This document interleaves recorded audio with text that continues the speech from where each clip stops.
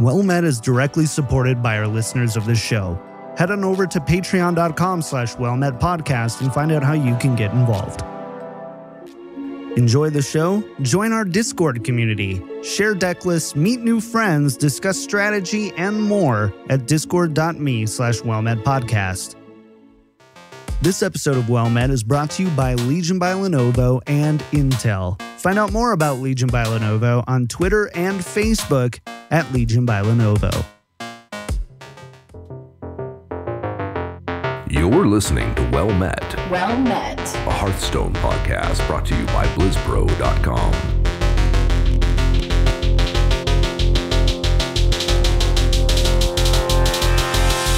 Well Met.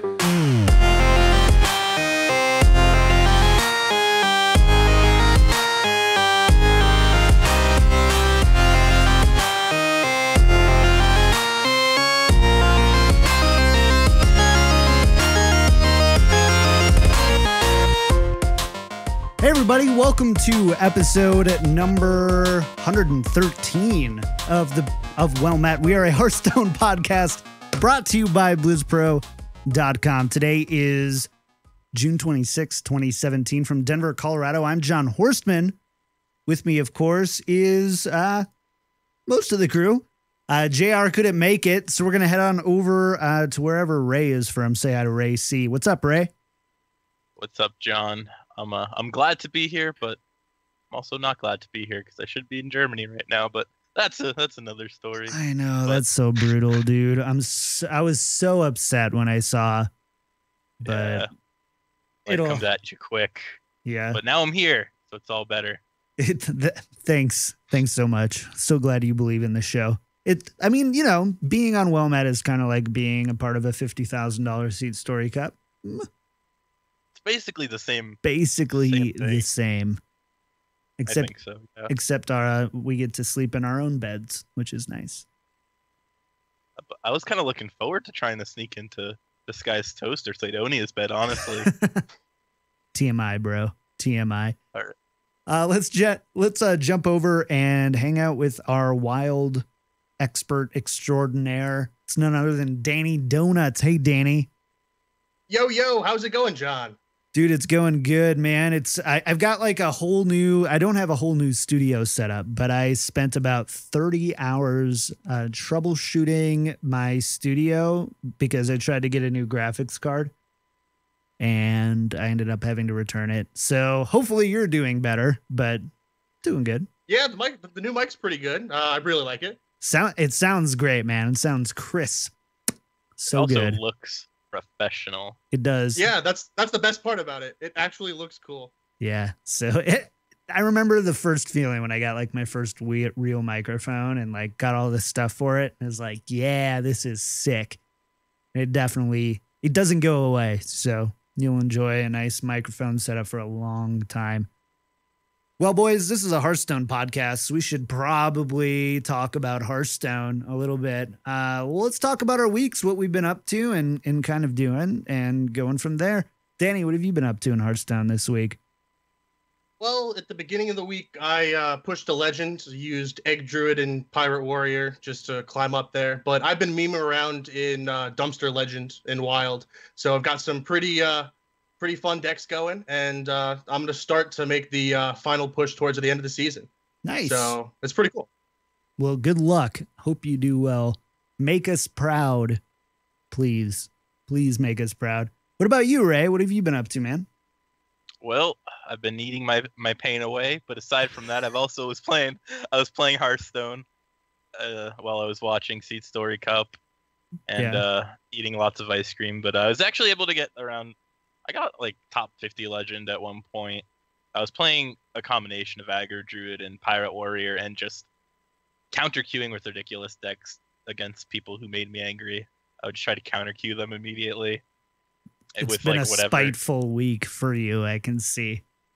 It has. I would just get queue into like Jade Druid as Quest Warrior and just get stomped and then immediately queue up Quest Rogue and just win on like turn 4. And I would feel so good. I bet. But I do love that. That's what I was. I remember you and I did we were doing a coaching session one time, and we had something happen. We were playing at like rank 5 or something, so there should be like a lot of people there. We faced this guy twice in a row. We got stomped, so we counter queued the deck. We're like, let's just see if we get him. We get him the third time, and he concedes on turn 4, and it was awesome. Got him. You know, that's how I that's why I'm no longer friends with Fibonacci. Actually, on the last day of the season, we were both top 100 legend. He was playing Control Warrior, and I was playing like I think I was playing some type of like Miracle Rogue or something. Either way, I just counter queued him with Jade Druid, and he deleted me. Ooh, yikes! You got to do what you got to do sometimes, man. Did you see the tweet that Fibonacci sent out a few weeks ago about how many warrior wins he had? It was over 21,000. Yeah. Jeez. Yeah. Ray, what do you think your highest win class is? I mean, I know it's warrior, but it's not 20,000. It's more like 2,000 or 3,000. I actually don't have that many wins on my account compared to like a lot of the pro efficient players. Yeah. I just haven't played as long. No, I haven't played as long, and I don't think I play nearly as much as they do. Like, they probably play like 10, 15 hours more a week than I do. What do you think, Danny? Do you know what I mean, mine aren't as close. I'm probably around 1,800 in Warrior and 15 in Druid. But I mean, I'm not a professional player, so that's still a lot. Like, that's like, you guys like, oh, I don't have that many wins with that. I'm like, I don't know if I have that many wins total. So I do. I actually think I crossed like 5,000 or 6,000 wins total on my account, which I was actually pretty proud of. Because that basically means I probably played about 20,000 games at this point if I have 6,000 wins because of how good I am at the game. So just imagine though, like when you see that number and you try to quantify it in time, like I've played 20,000 games of Hearthstone. Like just imagine that. What, 20,000 games at like, let's say so much 6 minutes a game. Oh my God. Someone do that math. That's crazy. It would be. Go ahead. I think there used to be an app where you typed in how many games you've won and your win rate, and it would tell you what you could have done with your time. And the last time I checked, I could have already learned to speak like 20 different languages with the amount of time I put into playing Hearthstone. Dang. Well, this might be a depressing episode. No, that's just interesting. I don't need to know 19 other languages, dude. I don't need to know those languages. Because that's not including to all the podcasts you listen to, and articles you've read, podcasts you've guested on. Right, John, we get it. I don't have a life. It's okay. I just play Hearthstone. Dang. I'm okay with it. I've accepted it. You could have a cool tech startup by now. Making cool things. I don't know about that, but I'm doing cool stuff with Hearthstone. Come on. That is true. That is true. If somebody is seeing a payoff here, it's definitely you at this point. So, hey, nice. I'm enjoying myself. Good. It's a good time. That's what it's about. That's what it's about. Yeah. How about you, John? How was your week today? How was your week in Hearthstone? Thank you for asking. Nobody ever asks me that. We've been doing this for 113 episodes, and I can probably count on 5 fingers. So 5 times. How many times somebody was asking me that? So now I'm doing really good. Week in Hearthstone was all right. I'm definitely like I am the worst type of Hearthstone player. I just only want to win. I only want to win Hearthstone, which means that I play the most lame decks because I feel like if I'm not winning in Hearthstone and I'm not climbing the ladder, I'm not preparing myself to be a good podcaster about Hearthstone because I'm, memeing around at rank 10 or rank 7 because I'm not good enough of a player to win, do a disguised toast thing or day 9 thing and win with meme decks. I'm just not good enough at these games yet. And so I queued up the old Pirate Warrior with all the new rogue stuff coming back up again, and it's kind of like the flavor of the week again, and it's got really gotten really strong and a lot of play at lower ranks, but Pirate Warrior is just so, I don't want to say easy, but Ray, is it okay if I say easy? John, is your battle tag KickedTripod? Who's asking? Give that away on stream. Who's asking? I'm just asking. I'm just checking my friends list. I need to, you know, clean out a little bit. Oh, no, it's Eldorian. So, all right. You can remove Eldorian from your friends list. Fair enough. He's the Pirate Warrior player. Yeah, he is. Yeah. Mm-hmm. You know. So I all you gotta do is counter Q him. Yeah, it's true. Counter Q. Yeah, counter Q me. I'm up to like rank 6 right now though, so that's not too bad. I don't think I can Q into you, John. Yeah, maybe not. My rank is too high. Yours is too low. You're like what, 100? I'm rank 6. Yeah. You see, that's much higher number. But yeah, lower. I didn't get to. I've been doing the thing because I've been watching. There's been a lot of really new Overwatch tournaments that like are actually starting to matter for the scene, and so I'll turn on those tournaments and then I'll queue up and play Hearthstone on my iPad and just, you know, have some good fun. So it's been fun. I did a charity stream earlier this week where we played some meme decks, and yeah, I was watching. That was pretty fun. I didn't have all the pieces for the meme deck part, so I just had like really good arena decks at that point. And he cut Velen from an OTK deck. Oh, I still had Velen. What did you cut then? I didn't cut. I thought you cut Velen. No, I had Velen. I had Velen in my hand. I never ended up playing it. But it was like, I think I used I don't know. I used Bran too early because I didn't have another piece. And so yeah. Anyways, it was still a lot of fun. I still won. It was against Pat Crane. He does the Convert to Raid podcasts, which are pretty huge if you're into all Blizzard stuff. So yeah, that's been a lot of fun. Let's go into the news. This week in Hearthstone, Heroes of Warcraft. So if you want to go to BlizzCon and you haven't gotten your tickets, you're going to get another opportunity. On July 5th, you will have the... what's that? I said, oh, baby. Oh, baby. July 5th, they're going to have a third ticket sale. That's Thursday, July 5th at 10 a.m. Pacific Daylight Time at universe.com. Of course, the links will be in the show notes for you, so you can check that out. But if you haven't gotten your tickets and you want to go, I haven't got my tickets yet, and I'm going to now. So do that thing, get those tickets. Also, if you're not able to, but you know you're any friends who are, ask them to pick up extra ones, because once you're in the queue, you can get as many tickets as it'll allow, which is 4. So. Yeah, do that and good luck. Have fun. And we've also got, and this is the big news this week. We've got some upcoming card pack changes. So part of this is effective immediately. So we're going to talk about that first. So they're calling it the Greater Crater Promotion. And what it says is, Elise Starseeker and her junior explorers have stumbled upon a fascinating discovery, a crater full of card packs. Starting in the next few days, we'll have a special limited time promotion for Journey to Ungoro card pack bundles. The price stays the same, but the number of packs gets dino-sized.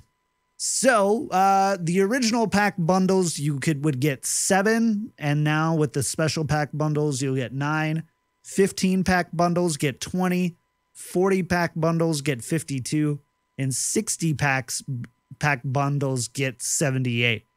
They do put an asterisk next to 60 packs, saying that the 60 pack bundle is only available on PC. So there is that. Either of you gentlemen going to be hopping on some Ungoro card packs here now that you can get, you know, what that's like 20 to 30% extra for the same price? I think I will on my EU account for sure. But on NA, at this point, I'm just trying to, you know, get golden stuff because I kind of already have everything. And either that or just kind of wait for the next set and try not to spend money. But, you know, that's not going to happen. I'm just going to get gold decks and then spend all my money again because that's just how I am. I'm proud of you. Or Blizzard will throw a new heroic brawl, and then that's going to be the gold sink. I love heroic brawls. It's so much fun. I think I won like 3 of them in a row last time or something ridiculous like that, and I got so many packs. It was crazy. I had so much dust. Yeah, that was, if you're really good at the game, those heroic tavern brawls, like, call out of work for the week and just run as many of those as possible because it was such a good deal for that. I did so many during the Wild Tavern Brawl. That one was my favorite so far. The Wild one? Actually, I never did a Wild one. It was really interesting because you had all of the standard guys hopping over to Wild, and there was a ton of innovation, which was great. You had to see some decks really get refined over that period. Oh, yeah, I suppose. But you showed him who was boss, though, of course.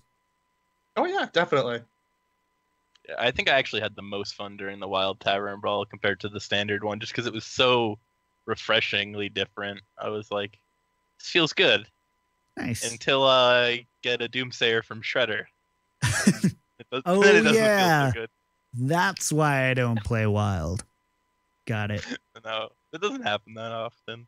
So that's the first big change, and a pretty welcome one. Like I don't think that there's anyone who's like, no. Can I actually tell you though? Can I just vent for a second? I said on Twitter, I was like, I don't know how anyone can look at this as a negative thing as a consumer. And no joke, hop on over to Reddit, start reading those Reddit comments, which you guys can just tell me right now I'm an idiot. Guy literally types this up, and it's like the 3rd or 4th most upvoted comment. He says, Blizzard has clearly lost their mind and doesn't understand how opportunity cost works. And by giving away free packs, won't be able to pay the artists and designers to keep, maintain, and update the game. Dan's game. That's Reddit for you. I uninstalled my internet browser at that point. I just uninstalled it. I uninstalled the internet from my life. I unplugged my AOL CD and just was like, peace out. Yeah. So someone found a way to look at this as a bad thing. But besides that, we do have some pretty cool changes. First one is called WA Legendary. So every time you open a legendary in a card pack, it will be a legendary card from the same set that you don't already own. I need to take a second and go back. The card pack promotion just went live today. So if you're listening to this or watching this, you can log on now and take advantage of those promotions. The rest of these changes don't take place until the next expansion. So if you go buy 80 packs and you get a bunch of duplicate legendaries, you can't blame Well Met unless you paused and didn't listen all the way through, in which case you deserved it. So, so no more duplicate legendaries going forward. I mean, that has to be awesome, right? You guys got to be pretty stoked about this. I wish they had this last expansion. Dude, I opened 3 Warlock quests. And I'm like, geez, I wish that those were, but it's going to be fantastic to have this going through. Yeah. Yeah. What happens if we have all of the legendaries? That's what I want to know. Do I just get duplicates? It's a random one. Yeah, then you just get a random one. So, so if you do have all the legendaries in that set, you'll just get random duplicate ones from there. But I was hoping it would go to golden because does that count? Nice. Does that count? Like, because I don't have a golden X. So it's based on the max number you can put in a deck. So whether it's regular or golden, but that's a good question. So if you get the regular version and you get golden legendary, can it be one you already have? Interesting. I'm gonna say no. I'm gonna say no. Probably it counts as like a non-golden, like it takes up that spot. And right, so you can, once you get all, it's all aesthetic. So that's going on. That's pretty sick. And to your point, Danny, I wish we would have had this one a while ago. But hey, that's the number one response to, I feel like, anybody when Hearthstone comes out with something new, they're like, oh, they did this too late, but better than nothing kind of thing. And like they always cop out on that. I'm going to try to stop doing that because we know that the Hearthstone devs work really hard. They do. I appreciate Blizzard. I do as well for letting us make livings off of video games. Pretty dope. So that's going on. We've also got even more legendary. So you're also going to get, sorry, let me go back to 1 second. In addition, you will never open more copies of any card in a pack than you can use in a single deck. So no more 3 of the same card in a pack type thing. So that's pretty cool. But can you open them overall? Can you go and, like, let's say I have 2 of one card. Can I get a third one in another pack? Yes. Okay. You just can't get, like, you know, those every once in a while you get that pack where you have like 3 of the same card. Oh, You're yeah. like, cool. Thanks, Blizzard. Not the case anymore. So you've got that. And then even more legendary, you're guaranteed to get a legendary within your first 10 packs of a new set. So kind of, they basically moved that pity timer to 10 packs to start, and then it goes back to 40. So, hey, that's got to be pretty nice. You get that legendary early. It definitely felt like this last expansion, I got just wrecked by not getting legendaries. And I got a lot of cards. I probably opened about 120 or so packs, and I'm still missing too many legendaries. I feel like I only got like 7 or 8 legendaries out of those packs. So feels good, man. So, I mean, overall, like, these are all awesome changes. Do you guys have any initial thoughts or feelings on these changes, or just cool? I'm saving money, baby. Saving money. It's true. It's more of a free-to-play game than ever, right? So, hey, not too bad. What else we got on the docket here? Oh, this is a good one. So, did you guys see the tweet that Hafu sent out earlier this week? Mm-hmm. Yeah. Yep. So Hafu sent out a tweet about Hearthstone viewership on Twitch, and it's at first glance, it's definitely disturbing, right? You're looking at Dog, Tice, Kriparian, Disguised Toast, Savitz, and Amaz, and they were showing their average concurrent viewers over the past 30 days. And they were down pretty significantly, like 20, 30, 40%, some even more. Like Amaz got hit really hard.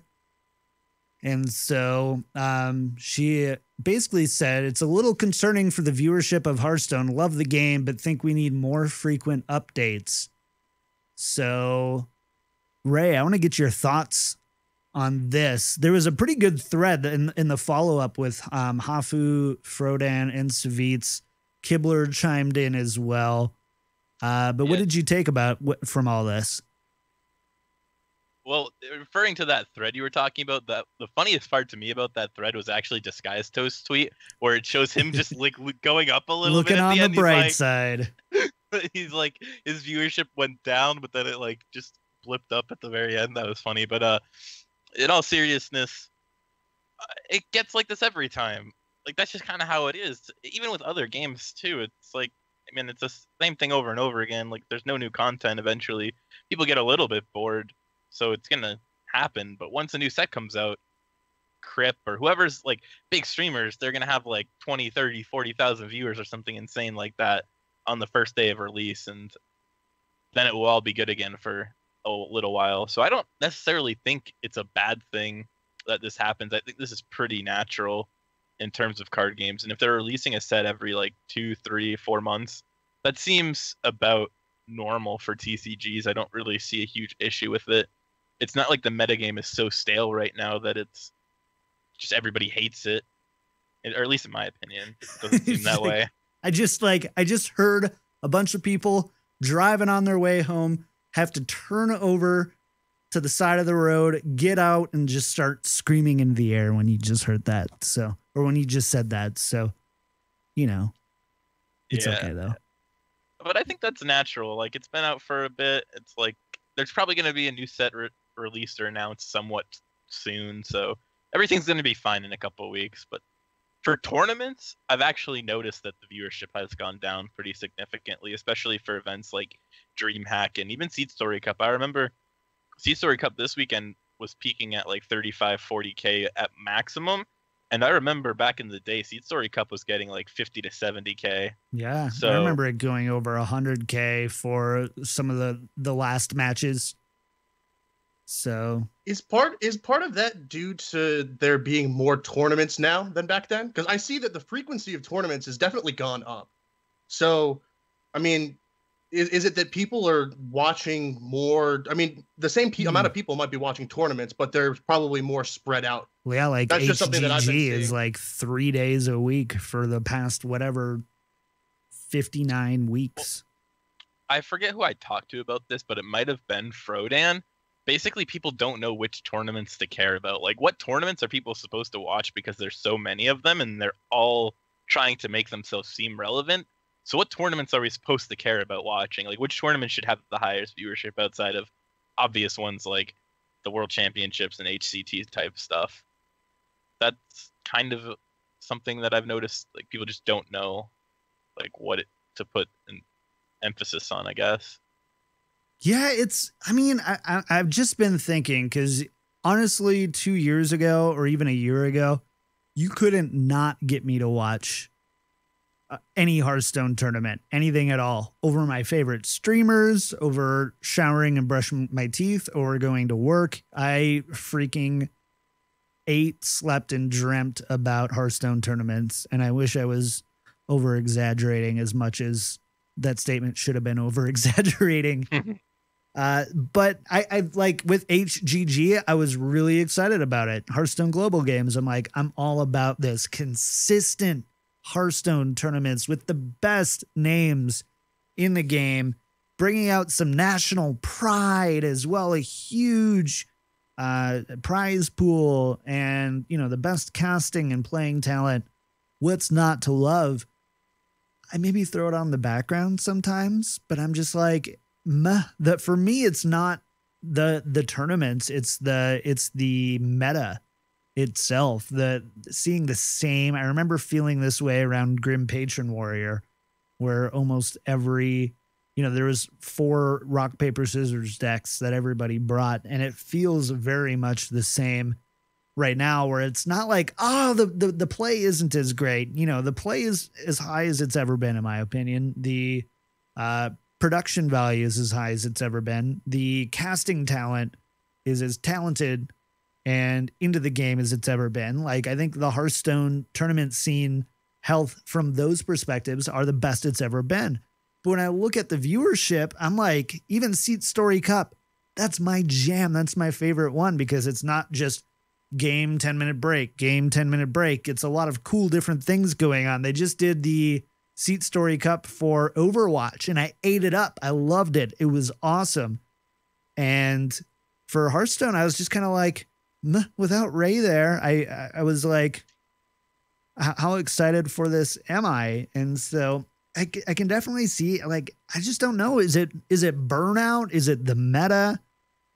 I can't really answer that, but maybe you guys can.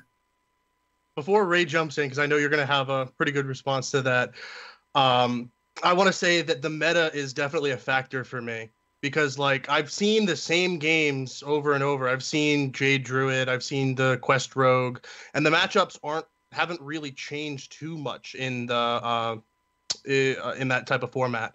But I definitely feel that, like, at the start of an expansion, you see all the new pieces coming together. You see people testing out decks, and the tournaments are really the place to look at how the meta is going to develop. Like, the tournament is the bleeding edge of everything. And I feel towards the back end, it really starts to go towards like gameplay and just mechanics and knowing how to do all that stuff and who can play the decks the best, not necessarily who can bring a lineup to who brings the best lineup that'll counter everything else.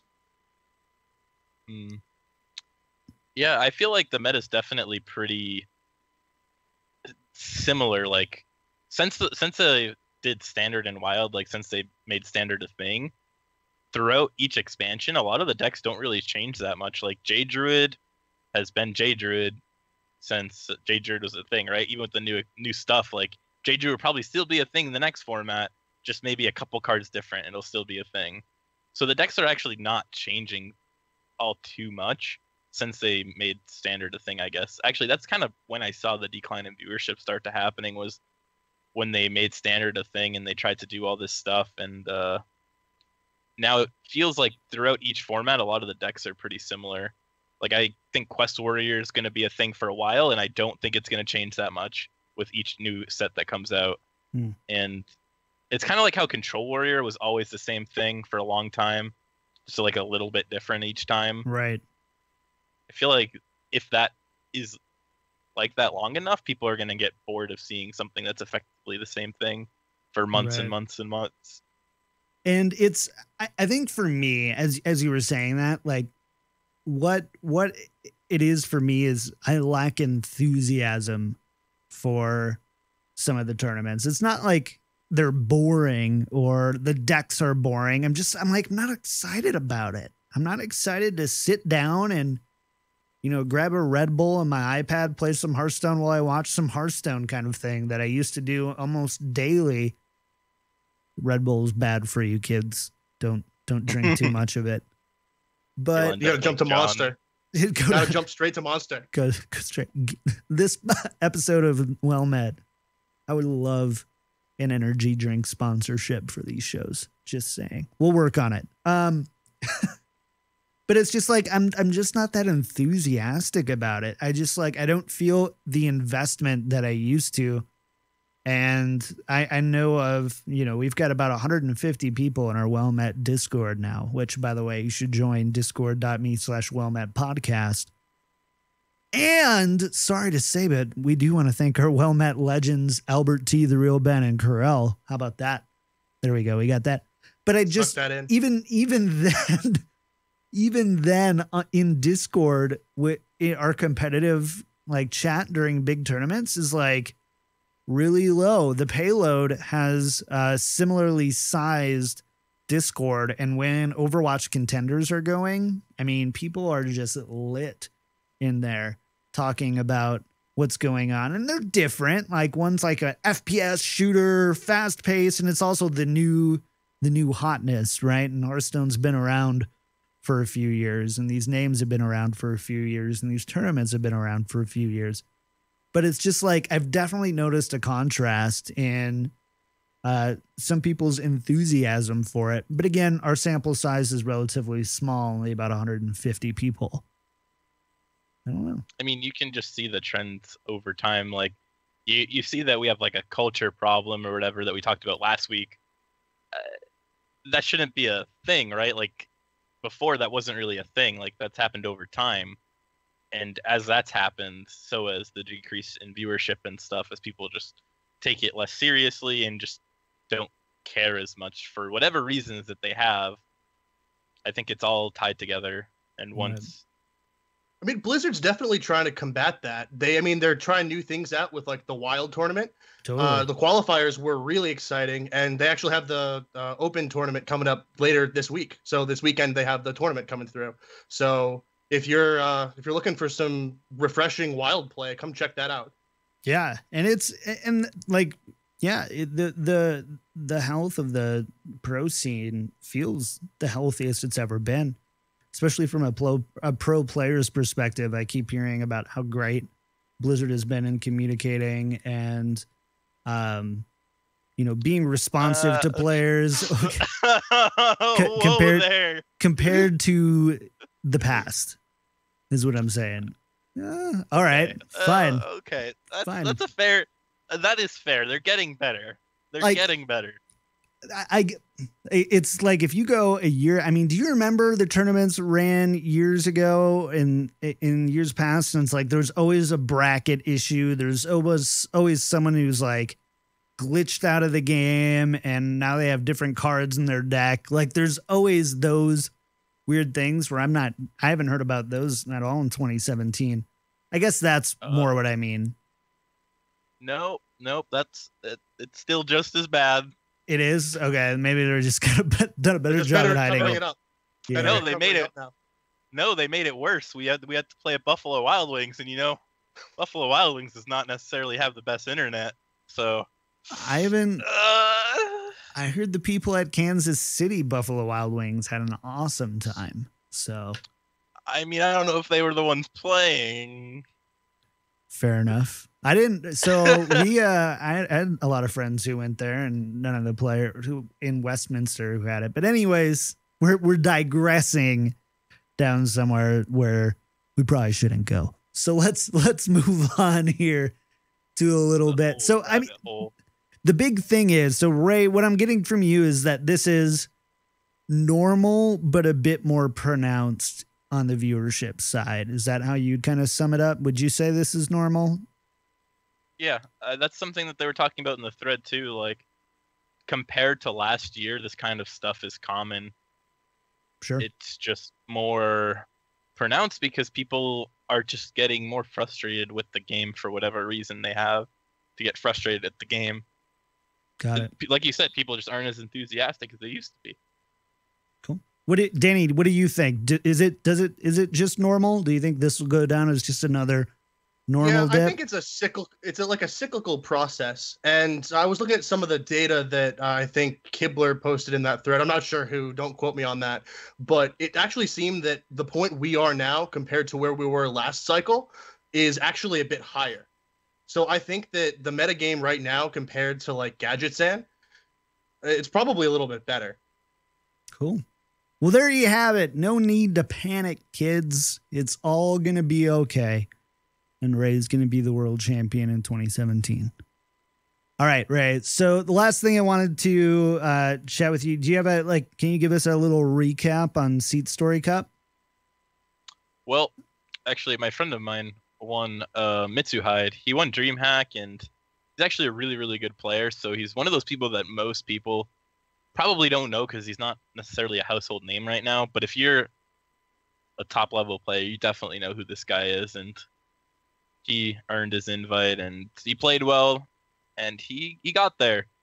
And I believe he had to beat like Osaka in the finals, and Osaka's lineup he had actually a big druid, which was pretty cool. The rest of his lineup was pretty standard, but Mitsuhide, I don't know how he pronounces it. His lineup was actually just super vanilla, which is really sad. That's the problem. When you look at the top 8, almost every single lineup is identical. Aside from maybe like tech choices and Osaka's big druid. But even that's pretty solid deck choice. It's not that far out there in Last Hero Standing, since it's such a polarizing deck and it's Last Hero Standing. It's a lot easier to play in that format. But yeah, I mean, it was Osaka versus Mitsuhide in the finals, so obviously really great players. They were just playing vanilla stuff. There was really nothing interesting. All the meme decks that people brought, like Toast and Frodan, were trying to innovate a little bit, and they all just kind of failed. Like, it was really sad. Like, Frodan brought Quest Mage, and he practiced it a lot, and I was practicing with him. He was actually practicing Murloc, Warlock, and Quest Mage, and all these wacky decks, and he ended up bringing Quest Mage at the end, and he just did not do so well, which was really sad to see. But, dang, bummer. It was still a really good event. I would say I had it open for the whole tournament, but like I was doing other things a lot in the background. And Seat Story Cup is always fun if you're like, I don't know where to start watching Hearthstone or which tournaments to watch. Like, Seat Story Cup is one that you should put a little check mark next to in your head as one to catch, because they're always really fun. They're always really relaxed. If you're wanting to improve as a player, it's really great to get the different perspectives from the different pros after they win or lose They usually come sit down on the casting desk and talk about how they felt about the matchups, their lineup, their opponent, how they played. It's just really interesting to hear from pros, kind of that more in that immediate moment. Here's how I thought I played, and here's, all that stuff. Or it's the opposite, and they just get completely wasted and go to cast anyways. So yeah, day 2 and day 3, basically after the first 2 days, right? It was like 4 or 5 days. Yeah. After the first couple days, it starts to get pretty rowdy. It digresses into a rager. But Respectful and Forced and casted the finals, and I didn't get to listen to that. Let's just say there was probably like a 10,000 viewer bump just to see if they'd get banned. Oh. Fair enough. Anyways, make sure to go check that out. If you want to check out the VODs, they're at twitch.tv/TakeTV, or I'm sure you can find them somewhere on YouTube and whatever else as well. So let's jump into the meta really quick. Beat 'em or join 'em. Oh, no. So, as usual, we jump into the standard meta report for the Vicious Syndicate Data Reaper report. This is number 53, I believe. And some changes here. Ray, I want to hear from you really quick. Crystal Rogue, when we talked about it a week or two ago, we were kind of talking about how it was getting better, but it was still just like a bellwether deck. But it sounds like Crystal Rogue is starting to cause some more disturbances than initially what it was a week or two ago. Is that right? Yeah, I mean, there was a player who got rank 1 legend on NA and EU playing Crystal Rogue or Quest Rogue. And since then, it kind of took off because so many of like the top 10 legend players were just playing Crystal Rogue or Quest Rogue, whatever you want to call it. Sure. And there were so many of them that were just doing well with it that I think other people that are worse at the deck started to pick it up. And obviously, if more people are playing the deck, it's going to do better or be shown more and become more of a force in the metagame. But sure. I think the main problem why it was so low ranked before was because people were just bad at the deck that were playing it, and only a few good players are playing it. But now that it's doing so well, and it's the only thing you see people posting when they're posting like, oh, rank 1 legend, it's usually with Crystal Rogue. So that's definitely increased the popularity over the last couple weeks. I think the metagame kind of evolves around Twitter posts. As weird as that sounds, yeah, the metagame kind of... Oh yeah, I agree with that. I agree 100%. Definitely see that. You'll see someone post one thing, and then you'll hear someone talk about it on like the competitive Hearthstone Reddit, and then from there it just trickles down. Yeah. Yeah, I definitely, like, when I can, I try to get my lists from Twitter and not from the meta reports or competitive Hearthstone, because usually by then it's like 12 to 24 hours too late to be like as effective as it could be for someone like me who wins by countering rather than, just playing the deck better. So I can definitely see that. Now, something that Vicious Syndicate is saying is that the meta is starting to destabilize, and we're starting to see some potentially oppressive decks. And what they cite is Pirate Warrior at Legend is up to almost 55% win rate, which is getting that gets pretty high. I think the highest we saw was like 55, and that was Patron Warrior. Yeah, so it's kind of really awkward now because you have this Quest Rogue deck that's really, really good, and then you have this Pirate Warrior deck that's really good against the Quest Rogue deck, but also just really good in general, and Quest Rogue is kind of good against everything else, so you kind of have this weird rock, paper, scissors type thing where if you throw rock, which is Quest Rogue, and you hit scissors, which is like Pirate Warrior, or paper, sorry. Oh, wow. I don't know how rock, paper, scissors work. How this goes? Wrong way. Just paper's Pirate Warrior, like, you're just going to lose, right? And now you have to throw scissors because you want to try to beat Pirate Warrior, and then you hit Quest Rogue, and it's just like, yeah, so getting kind of does toxic.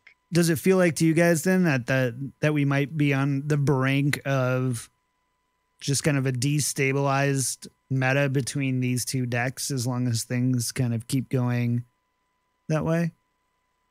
I mean, Token Shaman's starting to do pretty well as well. So I don't know how. I mean, that's more of a mid-rangey style thing with Burst. So I think that has a little tidbit that should be tossed in as well. Yeah, I think that's kind of the scissors in that scenario where like the Token Shaman does well against Pirate Warrior, and you just lose to Quest Rogue really hard. So it's one of those things where it's just hard. You kind of have to get lucky. You have to go on a really good streak, and you have to not hit the bad matchups, and that doesn't happen all the time. Obviously, sometimes you just don't feel like you're playing Hearthstone anymore. Sometimes you feel like the game is over as soon as you hit the wrong matchup. Yeah, I know that's how I feel a lot of the time. Where I'm just like, dang, I just hit 5 Quest Rogues in a row, and the game was over on turn 1 before I even got to play a card. So that's just happening. I don't know why they call it a destabilized meta. I think that's more of a stabilized meta where like what's good, or I don't know if stable. It's like locked in, kind of. Yeah, like it's a solved meta. Yeah, that's true. That's definitely true. I guess it's just like you just see those two, like all the iterations and stuff only come to those two decks until someone tries to like beat it, and then they just tech again, and then it's kind of back to being better than it was before anyway. At least that's what happened to Quest Rogue, is basically it like gets shoved down. They find another card or two to put in, and then all of a sudden it's back up to where it was or higher. But ultimately, besides that, there's not a whole lot changing in the meta this week. So, keep an eye on Crystal Rogue and Pirate Warrior. And if you're wanting to win, I would definitely look into those decks because, well, they do really well against the field. Pirate Warrior, at least to a extent, is relatively straightforward to pilot with some practice. And so good luck to you all. But we actually wanted to talk about a little bit of a wild card we had on the meta report this week, and that's Murloc Warlock. Warlock. Is that? Am I reading this right? What? Warlock. What's that? Yes. What's a warlock? I don't. It's I don't even have something clever for that. So it's just that's how bad it is.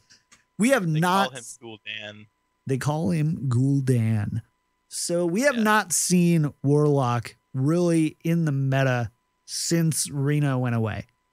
We saw some early kind of plays on discard Warlock, and some people try to make Zoo work again. But ultimately, we haven't seen a Warlock deck go into tier 2 on Vicious Syndicate Data Reaper report until now. Murloc Warlock is here. I'm going to do a rundown on the deck list, and I'm going to let the masters in Danny and Ray take us through this deck. So you've got something fun to pilot this week if you are so inclined. So there's 2 different deck lists. I'm going to run through the Sea Giant Murloc Warlock one, and then there's another one that has a Doom Guard Murloc Warlock, and I'll tell you about that. The only differences. So we have 2 Bloodsail Corsairs, 2 Flame Imps, 2 Murloc Tidecallers, Patches, 2 Voidwalkers, 2 Bilefin Tidehunters, 2 Bluegill Warriors, 2 Murloc Tidehunters, 2 Rockpool Hunters, 2 Cold Light Seers, 2 Murloc Warleaders, 2 Primal Fin Lookouts, 2 Gentle Megasaurs, 2 Sea Devil Stingers, Finja the Flying Star, and 2 Sea Giants. On the other side, the Doomguard one instead runs Leroy Jenkins, Doomguards, Malchazar's Imp, and Soulfire instead of Sea Giants, Pirates, and Flame Wakers. Or not Flame Walker. That's not right. Flame Imp. There we go. Flame Imp, not Flame Walker. My bad. But anyways, so same Murloc package. One has some cheaper minions. At least, Ray, this is what it looks like to me. It looks like one runs out some more cheap minions so you can get extra value from the Sea Giants, and the other one looks to really go face with Soulfires and Leroys and Doom Guards. Is that, am I getting the right idea there? Well, the ones with Sea Giants and the lower curve minions are better against the more aggressive decks and things like Shaman and stuff. And the version that is more bursty with Soulfires, Doom Guards, and Leroy, that just has more reach, is going to be better against Control. Okay. And more mid-rangey decks. Got it. Because you have extra reach and you're able to just have better late game than the other version. The other version runs out of gas really quickly. Oh, you have the hero power, but that doesn't really help if you're already kind of lost the board against Control most of the time. Right. So, what then would you say are the key cards to this deck? So, what are the absolutely most important cards for people to kind of keep in their mind? Sea Devil Stinger and Finja. Yeah. The Flying Star. That is the deck. Why? Explain it to me. Well, what does Sea Devil Stinger do? That's probably not something our audio listeners are going to pull up in their registry of Hearthstone cards. Sure. So Sea Devil Stinger's the 4-mana 4/2 Murloc, and your next Murloc that you play, it has to be that turn, I think. It costs health, not mana. So you can sneak in any other Murloc that turn, which is great for tempo. And getting a Finja out, playing a 4-mana Sea Devil Stinger, and then just sneaking out the Finja, it's fantastic. I actually played this deck in a tournament, like a just for fun tournament that I had earlier this weekend. And I ran this deck to counter Quest Rogue, and actually did pretty well. Nice. The deck is definitely solid, but I mean, Vicious Syndicate says it's tier 2, and it's tier 2 for a reason, right? It's just strictly worse than the tier 1 decks, in my opinion. Like Murloc Paladin and the other more aggressive decks in the metagame are probably just better than this slightly. Sure. But this is different, and it still has the potential to beat the decks that it can beat. And it's more fun. It's off meta. It feels off meta. It feels like you're not playing the same top 5 decks every week. Yeah. Sorry, go ahead, Ray. I was gonna say Sea Devil Stinger into Finja the Flying Stars. Doesn't matter what you're playing against. Sometimes that's just that you just win. Yeah. Just GG. Nice. Okay, so now that we kind of know, basically, does it really rely on that Sea Devil Stinger pretty heavily to eke out wins? Like, if you don't draw your Sea Devil Stinger, are you just out of luck? I mean, Murlocs as a class can come together and synergize for wins. I mean, you see that in the Paladin decks. I mean, even in some like the old school Murloc Warlocks, having the hero power against some like controlling style decks, it just really puts you over the edge. So you're not completely done if you don't draw that, but I mean, you got to get a good start. Yeah. I mean, I don't think that the Sea Devil Stinger is actually particularly good, honestly. As a card, it fits in this archetype. It's good in the archetype, but you win a lot of games just by going turn 1 Murloc Tidecaller, turn 2 Rockpool Hunter, turn 3 War Leader, like you do with every Murloc so you still have this strength of like any Murloc deck that's more than just like Pirates right now. Pirate is running 2 Pirates and patches. Like that's not really a Pirate deck, whereas like Pirate Warrior is like, well, yeah, almost half the decks are Pirates. The other half is weapons.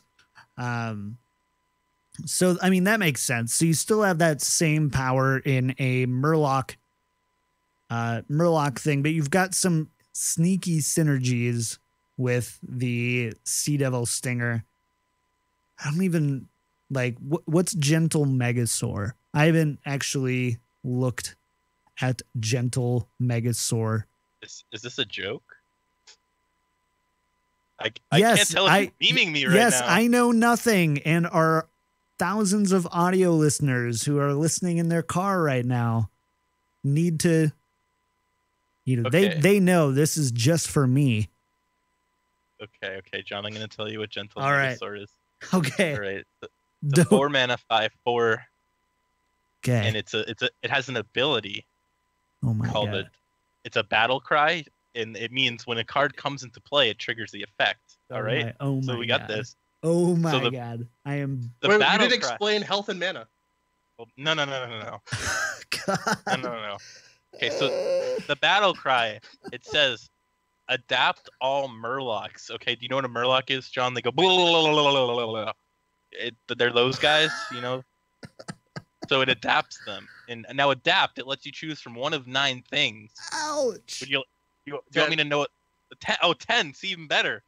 That's or worse. Added bonus.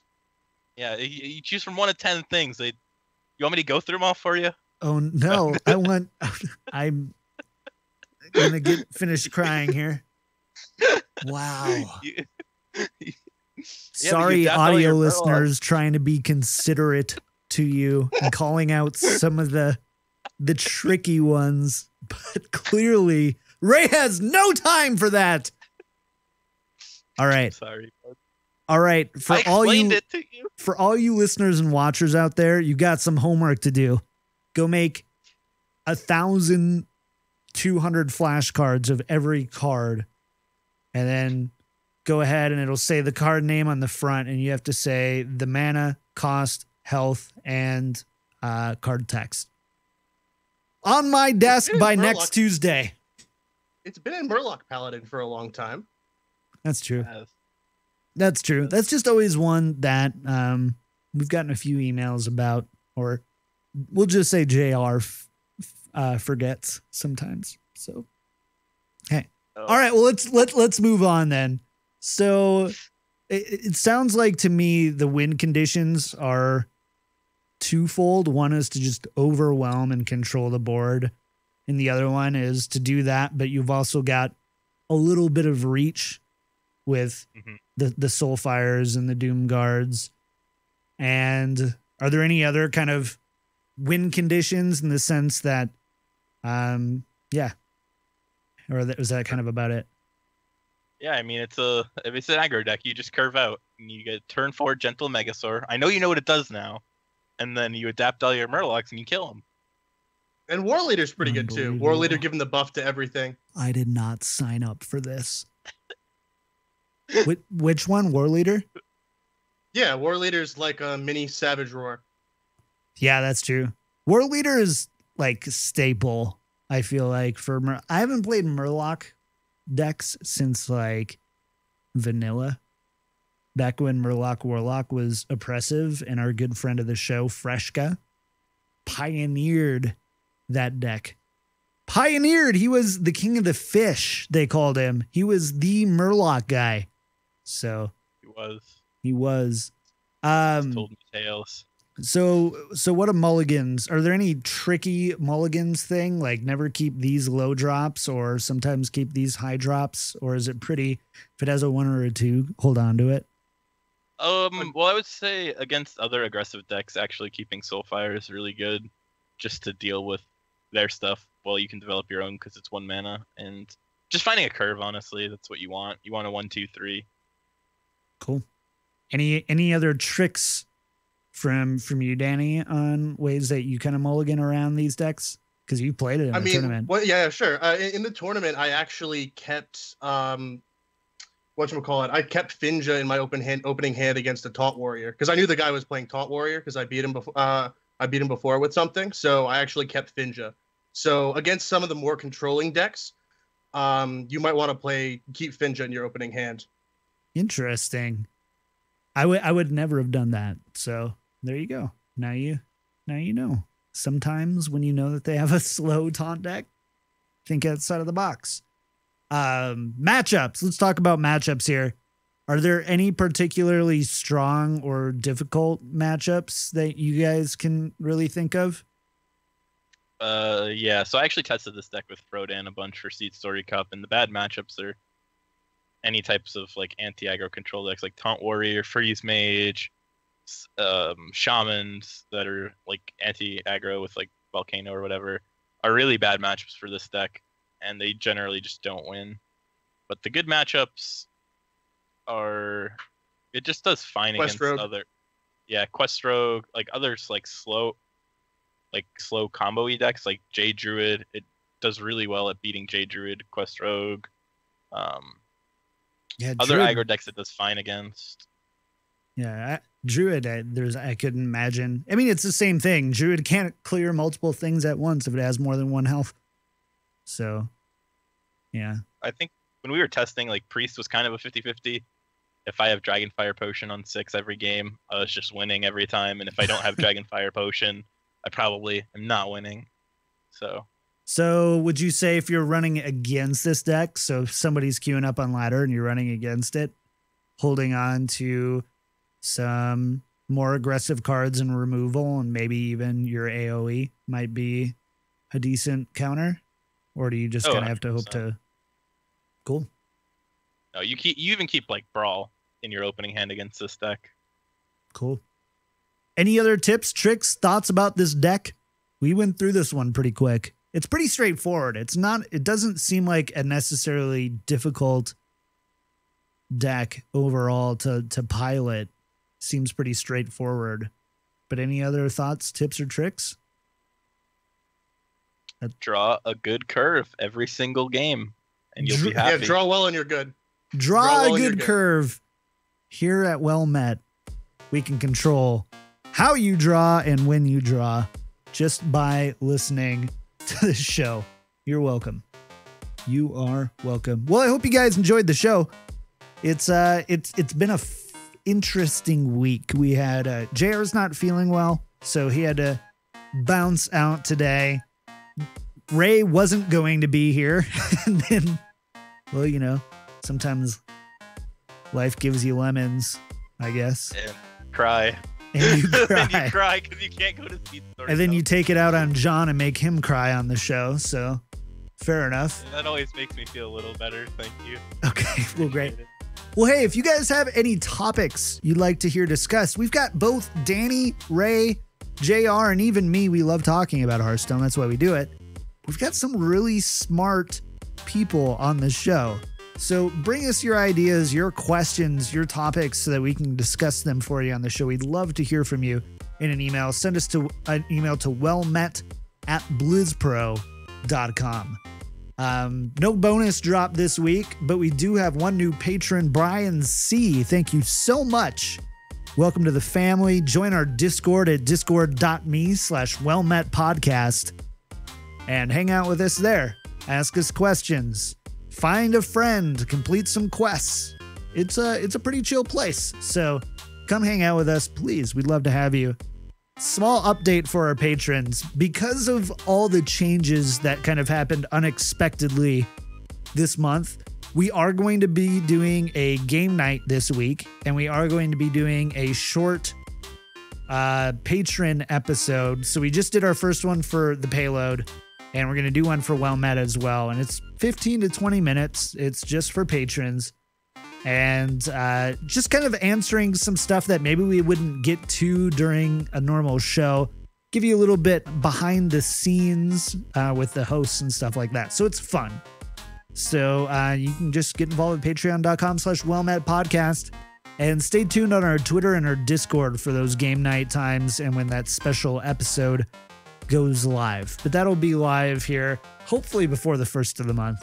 But please forgive us if we're a little bit later. Yeah, so that's it for Patreon. No new iTunes reviews this week, but if you do like the show, how we are placed and seen and discovered on iTunes is based on the 5-star reviews that we get from you folks. So if you have a spare moment, you're hanging out in class, got a little break at work, head on over to iTunes or Stitcher, leave a 5-star review there, and a little comment is always nice too, because if you leave a comment, then we can see your name and read it on the show.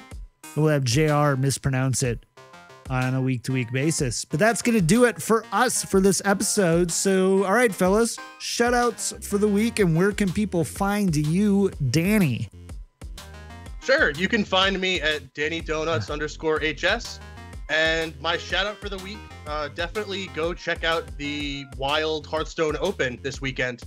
It's going to be on the Play Hearthstone I think they're gonna have Froden, Kibler, some other really good casters. So go check that out. Awesome. Ray, what about you? Shout outs for the week, and where can people find you? Shout outs to you, John, for making me feel better. You're welcome. I am the world's best verbal punching bag. Oh gosh. We can make it a Patreon. So we can make it a Patreon tier for like $30 a month. Get an hour to just verbally abuse John. I'll even record it for you. Patreon. Yeah. Ray just signed up with 4 accounts. Just brutal. Yeah, but you can follow me on Twitter, PG_RayC. I usually tweet a lot about everything Hearthstone related, and sometimes I'll do well in post deck lists, which I should have probably done yesterday, but I did not. I do that now. Thank you for reminding me. You're welcome. Awesome. Well, make sure to follow Danny and Ray on the Twitter. Join us in our Discord as well. Hop on over to Patreon, leave an iTunes review. As for me, you can find me everywhere at KickedTripod. Twitch.tv/KickedTripod, Twitter.com/KickedTripod. And you know what? Just go to KickedTripod.com. I've actually got a blog up there as well, so you can kind of come hang out. And yeah, that's right. I saw your eyebrows raise. I have a blog.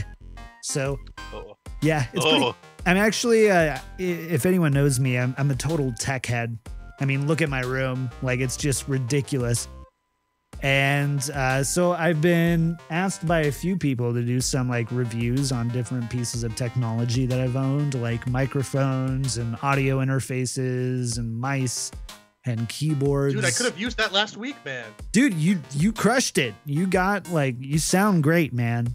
So kudos to you. And then we'll get Ray off the headset mic for next week. So those HyperX Cloud 2s, though, honestly don't sound that bad. I have a pair, so I can test. They're in my opinion, if you're looking for a pair of like $100-ish, like $100 to $150 range headphones, the Clouds, HyperX Clouds are tippity top. If I say that, do I have to say sponsored? No, sponsored? Because we're not sponsored. We just think that they're good. Oh, well, I just think they're good. You are? Yeah. Oh, well, they're not, now you do. Ray is sponsored, but he didn't tell me to say any of that, so I don't know. It's a gray line. Sorry about that. That's going to do it for us. Thanks for joining us for episode 113 of Well Met. Join us live Mondays at 7 p.m. Pacific at twitch.tv/BlizzPro. Send us your emails to wellmet@blizzpro.com with comments, questions, and ideas you have for the show. Thanks so much for hanging out. We'll see you next week.